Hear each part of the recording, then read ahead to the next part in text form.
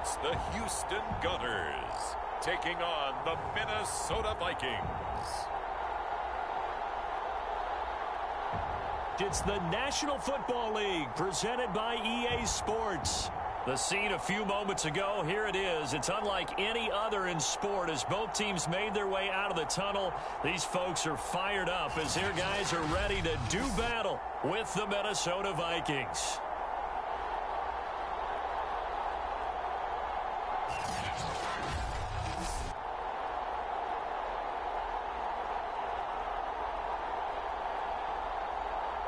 The wait is finally over. Brandon Gaudin, Charles Davis here on the start of a new NFL season, and we kick it off with a bang on Thursday night. What's interesting about these Thursday night games is oftentimes we hear people say, is it really fair for players to play on Thursday night? But what did we hear from both of these teams going into this one? How excited they were to have the spotlight on their teams, their franchises, the rest of the league watching them go at it. Taken in at the 3. And they'll get him down inside the 30 at the 27. So out comes this offense to take over for the first time. And a look here at their go-to guy under center. And what I'm looking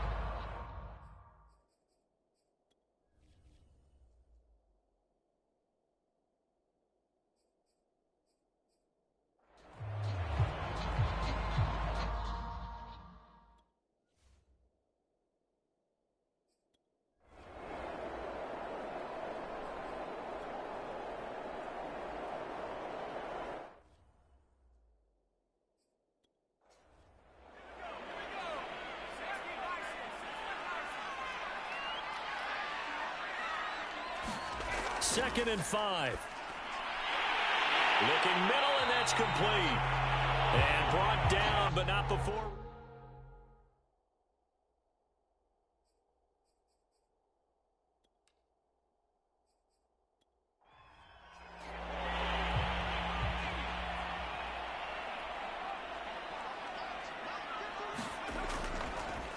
On first down. It's Bishop, and he sneaks his way forward only for a couple here. Second down. The last run good for 2. Here's 2nd and 8. Going to give this time to the tailback. And running room scarce here. He's going to be stopped in his tracks at the line of scrimmage.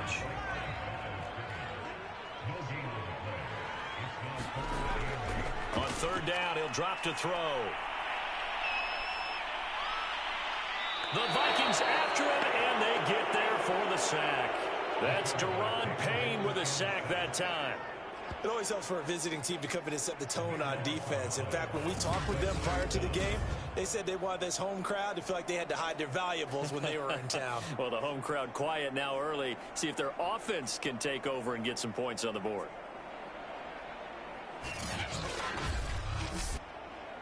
Now on fourth down, it's Cameron Johnston on to punt it away.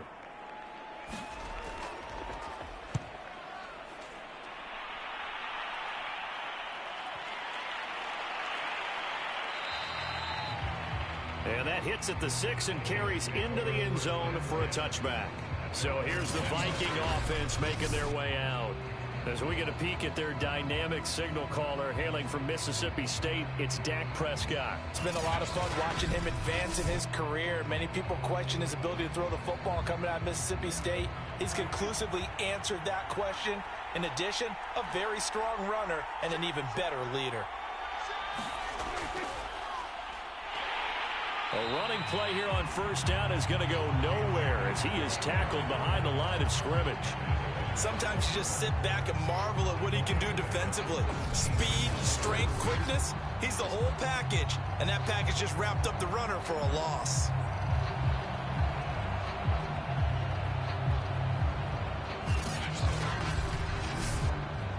A 3-yard loss to start the drive. They'll look to make that up and then some on 2nd and 13. Prescott to throw it. They're looking for Jefferson, but this is intercepted. Marcus May with a pick, and he'll take this back down inside the 20. Well, certainly not how he wanted to start his night. First throw of the game, an INT. Yeah, it's not easy, but he's got to try and wipe that one away from the memory banks. And let's face it, It's not often a quarterback and a defensive back have a lot in common. But one thing, because they have these individual type plays, they've got to have short memories, don't they? DB gets beat, wipe it away, quarterback throws a pick, has to do the same thing. So here's a 1st and 10 now, down inside the 20. On the ground, this is Leonard Fournette. He'll get forward for 3 down to the 16-yard line. Some of the most unselfish players on any football team, defensive tackles, because we ask them to just eat up blocks and allow other people to make tackles. But when he can make a play himself, as we just saw there, that's a big day. Coming up on 2nd and 7.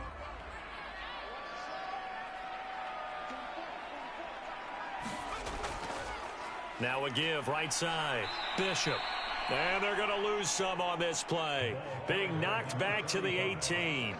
It'll be a loss of a couple on the play, so now 3rd down coming up. The short field shrinks even more with the type of bodies they brought in on that play. Those extra tight ends, they weren't able to secure their blocks, and that one ended up going backwards. So they've been unable to capitalize on the great field position as of yet. Here's 3rd and 9. He'll look to throw. And he will find his man on the outside. And he is going to be stopped at the 12, short of the 1st down. They get 7 there, but it brings up 4th. Well, the coverage was tight that time. They allowed the pass underneath to him, but they rallied to him pretty fast, too. Converged on him and got him down. That'll bring up 4th down.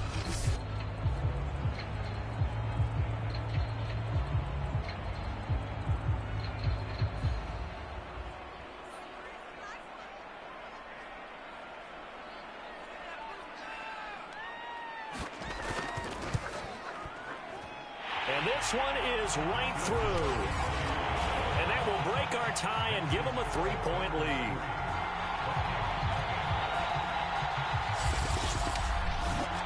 They got the interception, but very little movement after, and that forces them to settle for 3. And it does feel like settling when that happens, doesn't it? It certainly does, but we got to give a lot of credit where it's due, and that's to the defense because they ran onto the field. This is what we call sudden change, right? Interception, you got to go put out the fire, and then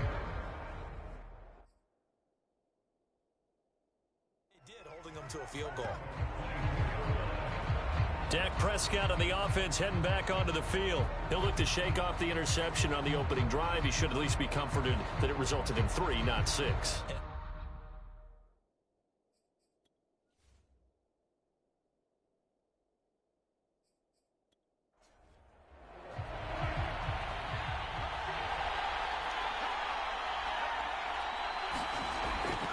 They'll begin on the ground with Akers. And he's going to take this ahead for right around 3 yards, but no more than that. 2nd down. The last run got 3. Now here's 2nd and 7. Now a give. Akers running left. And they're able to get this one across the 35. 10 yards, and it's good for a Viking 1st down.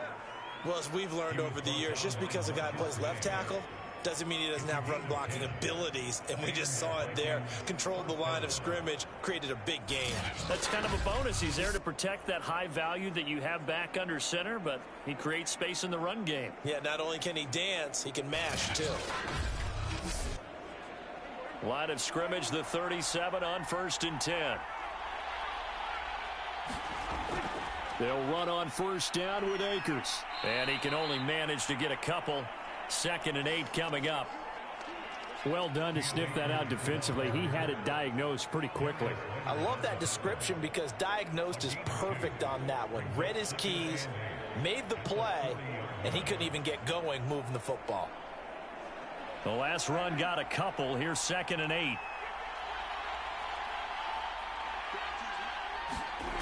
Here's Prescott. That's complete to Justin Jefferson. That catch good for 5. It's 3rd down. They'll try and run for this with Akers. And boy, he is very close to a 1st down, but from where they're spotting that football, he's going to be a foot or so short. Just a 2-yard pickup, and that should necessitate a call for the punt team here on 4th down.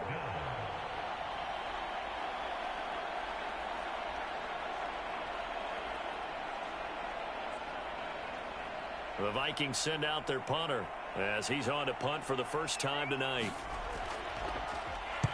He gets us away. It's a good one, drawing toward the sidelines. And now where will the side judge stop his walk? That's the question. He says it crossed out of bounds at about the 17-yard line.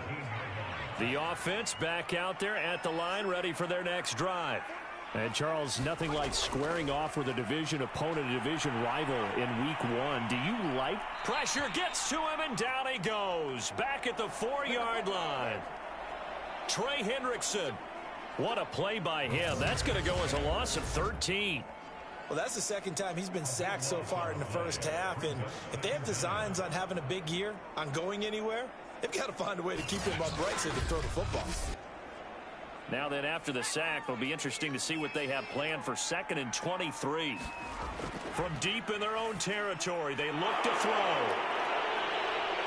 And they'll spot him at the 3-yard line. Well, such a costly interception, nearly a pick six, but now they're so close they are knocking on the door for a touchdown. And I never want to get on any team for being aggressive because that's part of what their makeup is, and oftentimes it's successful. But in this case, you've got to be selective about it and make sure you take care of the football. That interception almost cost them 6 points. Now their defense has to run onto the field, probably giving the quarterback a few side eyes along the way. They've got to see if they can stop a score. And they'll turn to a power game to try to get in.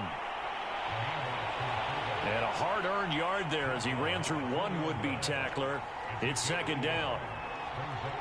That's someone who's pretty happy right there. That's the defensive coordinator. Body after body getting to him before he can get started. Akers. And he'll get in. Touchdown, Minnesota. Cam Akers taking it in from 2 yards out. And the Vikings have taken the lead. A strong, determined run there, Charles, to get in for 6 points. This is why it's such a team game, isn't it? And I know it sounds really generic and it sounds almost trite, but the blocks were made up front, offensive line, collective victory at the line of scrimmage and downfield. And how about the finish to the run all the way into the end zone? The call is to go for one and kick the extra point.